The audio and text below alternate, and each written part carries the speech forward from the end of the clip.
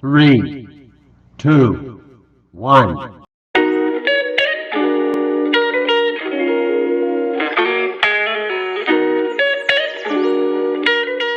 Assalamualaikum warahmatullahi wabarakatuh.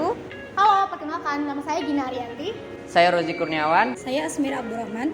Saya Alfikrianur. Saya Putri Ayuni Puspitasari. Saya Tahan.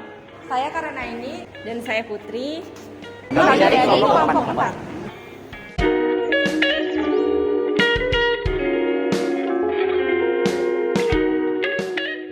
Video ini dibuat untuk memenuhi tugas mata kuliah Legal Contract dengan dosen pengampu Ibu Nun Fadilah Muslimah SH-MKN.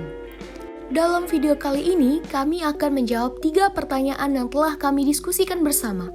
Namun, sebelum itu, alangkah baiknya kita mengetahui sedikit pengantar mengenai apa itu hukum kontrak.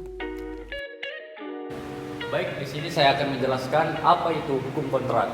Seperti yang kita ketahui bahwa hukum kontrak merupakan keseluruhan kaidah-kaidah hukum yang mana mengatur hubungan hukum antara dua pihak atau lebih berdasarkan kepada kata sepakat untuk menimbulkan suatu akibat hukum.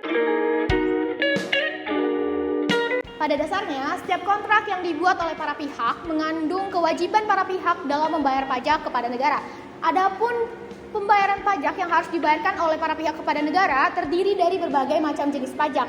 Contohnya seperti pajak penghasilan, bea perolehan hak atas tanah dan bangunan, bea materai, dan masih banyak lagi. Kemudian mengenai pembayaran tarif pajak tergantung lagi kepada pengenaan pajak pada objek kontrak yang akan dilaksanakan.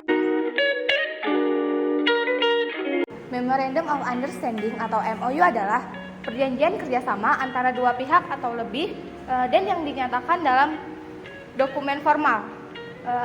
Di Indonesia, MOU sendiri mempunyai nama lain seperti nota kesepakatan, nota kesepahaman, perjanjian kerjasama, ataupun perjanjian pendahuluan.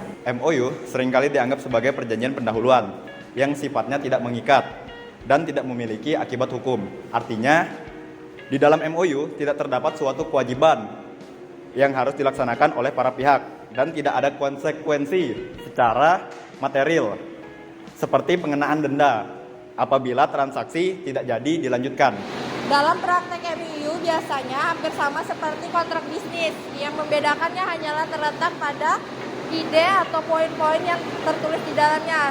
Umumnya MOU biasanya berisi tentang rincian suatu masalah dan teknik penjelasannya. MOU tidak dapat berlaku dalam jangka waktu tertentu, seperti dalam sebuah kontrak yang telah mencapai kesepakatan oleh dua pihak. Jangka waktu ini sendiri diperuntukkan untuk mempercepatnya proses negosiasi untuk melanjutkan ke transaksi. Tentu isi kontrak itu dapat dibuat bebas sesuai dengan kesepakatan para pihak. Tentunya dengan tetap memenuhi syarat sah kontrak yang terdapat dalam pasal 1320 KUH Perdata. Yang pertama, yaitu kesepakatan para pihak. Yang kedua, kecakapan para pihak melakukan hukum. Yang ketiga, hal tertentu. Dan yang keempat, kausa yang halal atau hal tertentu yang tidak terlarang. Lain halnya jika dalam membuat isi kontrak yang berhubungan dengan undang-undang, tentunya hal isi dalam kontrak ini harus sesuai dengan undang-undang.